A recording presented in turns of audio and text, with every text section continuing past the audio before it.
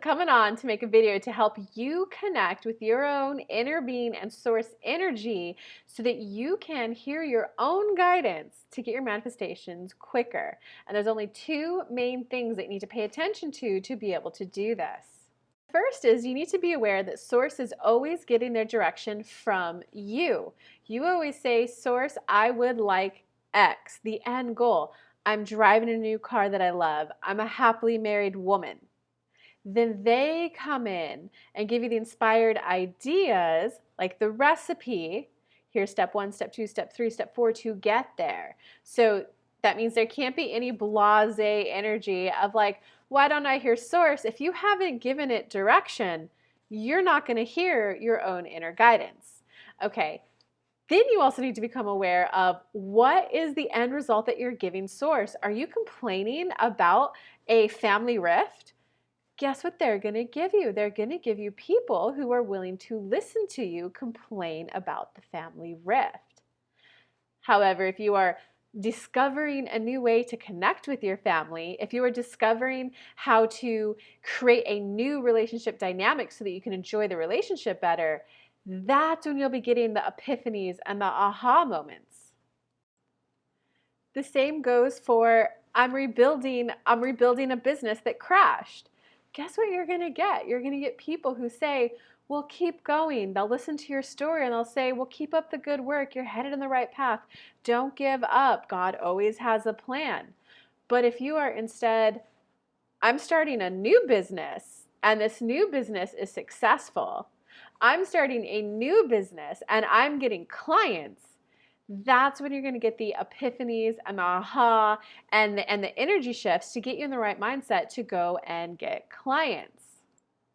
Okay, and the second thing that you need to pay attention to, and this also kind of goes into like the biggest mistake that most people make, is that you need to assume that you are in the receptive mode. The only time that you are not in the receptive mode is when you are so wound up. And you guys know when you're wound up. You're like on the floor crying. That's when you're calling your bestie going, I can't hear anything. Oh my God, why isn't he calling? Why isn't he calling? Why isn't he calling? I'm not getting any answers. I'm not getting any answers. I'm not getting any inner guidance. You're like wound up in that energy, okay? So if you're not in those downward spiral wound up moments, you need to assume that you're in the receptive mode. And so what happens is when you're here, you know, your business crashed because of a family rift, but you want to be here. When you say, I'm getting new clients, it's not one step, right? If you were in alignment and you're like, I'm getting clients, the very next idea you get is the program that you launch and you make your, 30, 40, 50,000 or your 500, 700, whatever your set point is. But if you're here, I crashed and you just turn the new leaf to be getting clients, you might get an inspired action of meditating, of walking, of going to the gym.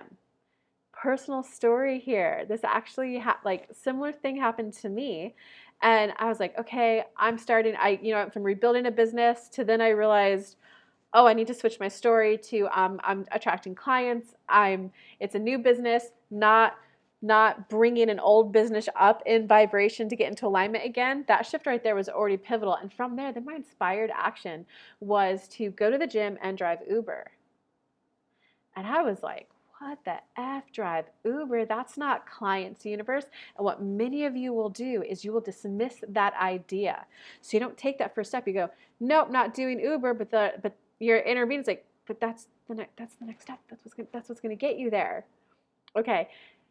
And you guys really need to pay attention. If you go, that's not what I asked for, do it anyway, because your inner being knows your end goal that you want to get to, and it knows all of your internal resistances, so it knows how to get manifestation through the cracks, okay? So when I actually took the bait and drove Uber, conversations happened, and from that, I heard about people's life stories, but then they'd ask me like, well, what about you? What are you doing? What made you start driving Uber?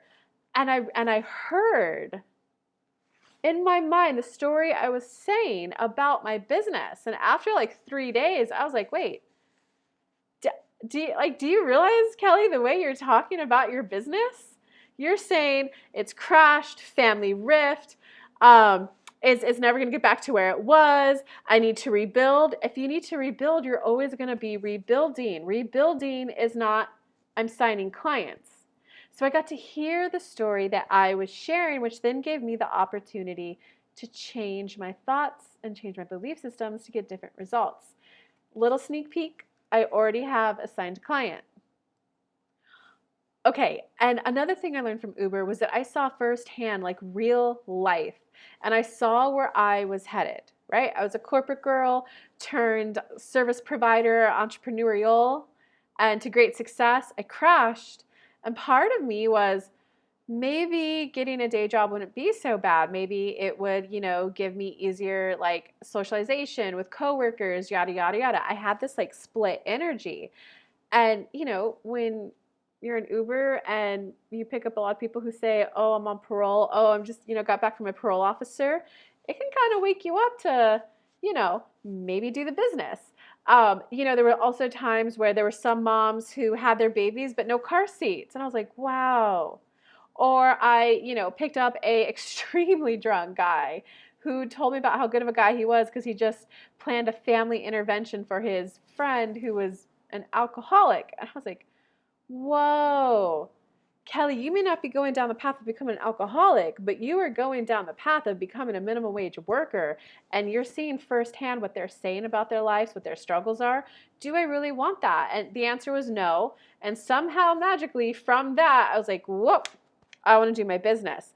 Once you have that split energy connected, right? There's the part of you that wants it, the part of you that doesn't, resistance. It aligns up, I'm like, I'm running a successful business. And then from there, I'm making content again. I'm getting inspired ideas for courses to launch, the marketing idea. Like, do you hear that, guys? Sometimes your next step is not going to be obvious to you why it's the next step. I had no idea why I had to drive it.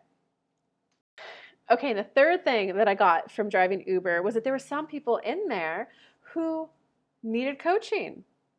And there was another lady that she was talking about. She's like, well, I'm kind of like watching some videos about Abraham Hicks and manifesting. And I went, oh, yeah? I was like, that's awesome. I used to be a law of attraction coach. I'm actually deciding if I want to restart it or not right now. She went, what? We talked, and I was able to coach the heck out of her on that Uber ride.